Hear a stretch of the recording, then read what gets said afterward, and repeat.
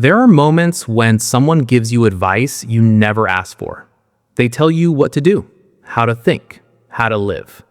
Sometimes it's a parent, sometimes it's a friend, sometimes it's a partner, and sometimes it's a complete stranger.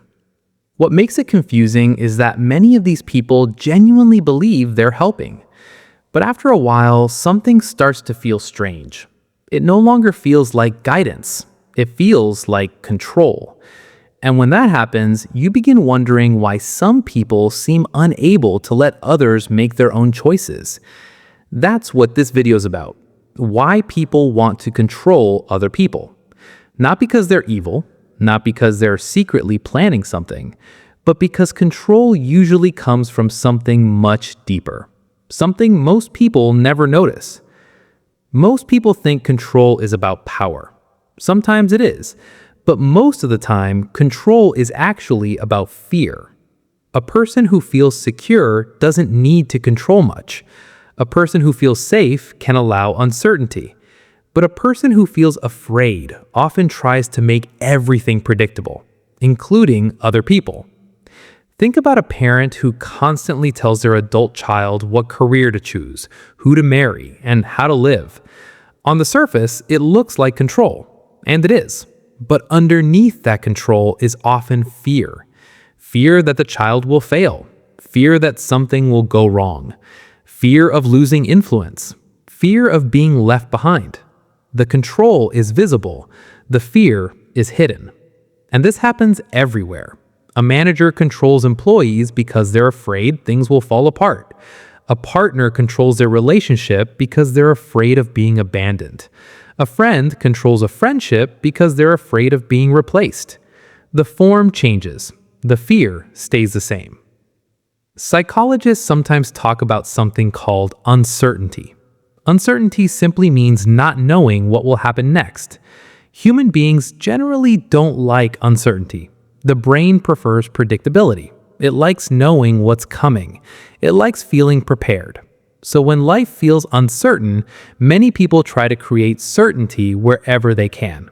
And one of the easiest things to try controlling is other people, because controlling people can create the illusion of safety. Notice the word illusion, because it only feels safe. It doesn't actually create real safety. Imagine holding a bird in your hands. If you hold it gently, it might stay. If you squeeze it tightly because you're afraid it will fly away, you increase the chance of losing it. That's what control often does. The more tightly someone tries to control people, the more resistance they create. And the more resistance they create, the more control they try to use. It becomes a cycle. Another reason people control others is identity. Identity is simply the picture someone has of themselves, the story they tell themselves about who they are. For example, someone may see themselves as the wise person in the family, or the strong person, or the person who always knows best. Now, imagine someone around them starts making their own decisions. The controller suddenly feels uncomfortable, not because the decision is necessarily bad, but because it challenges the role they've built for themselves. If people no longer need their direction, who are they? If people stop asking permission, what happens to the identity they've carried for years? So sometimes control is not about changing you, it's about protecting the image they have of themselves. And most people never realize they're doing it. Here's something important. Control and care are not the same thing. Many people confuse them. Care says, I want good things for you. Control says, I want you to do what I think is good. Those sound similar, but they're very different. A caring person can disagree with your choices and still respect them. A controlling person struggles to do that, because respect requires accepting that other people have their own path, even when you don't understand it. Think about teaching a child to ride a bicycle. At first, you hold the bicycle. That's necessary. But eventually, you let go, because the goal was never permanent control.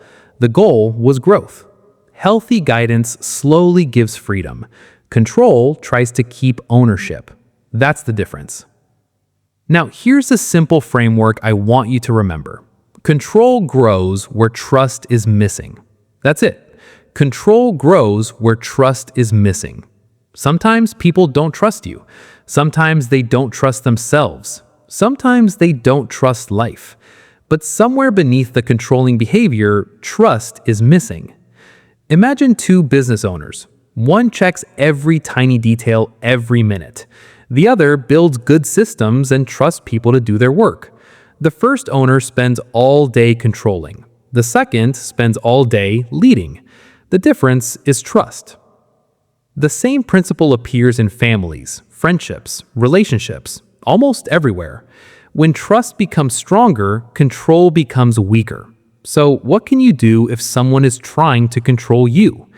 The first thing is simple. Understand what you're looking at. When you understand that control often comes from fear, you stop taking every controlling behavior personally. That doesn't mean accepting it, it simply means seeing it clearly. The second thing is to make your own decisions calmly, not angrily, not rebelliously, calmly, because constant fighting often turns control into a battle, and battles usually create more control. A calm person is harder to control because they are harder to provoke. They know what they believe, they know what matters to them, and they don't need to prove it every 5 minutes. Over time, something interesting happens. You start noticing that people who are obsessed with controlling others are usually struggling to control something inside themselves. Their fears, their insecurities, their uncertainty, their need for reassurance. The control you see on the outside often begins with a conflict on the inside.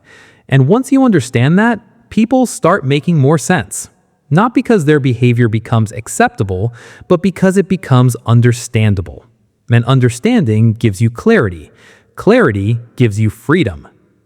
You are not a person who exists to fit into someone else's idea of life.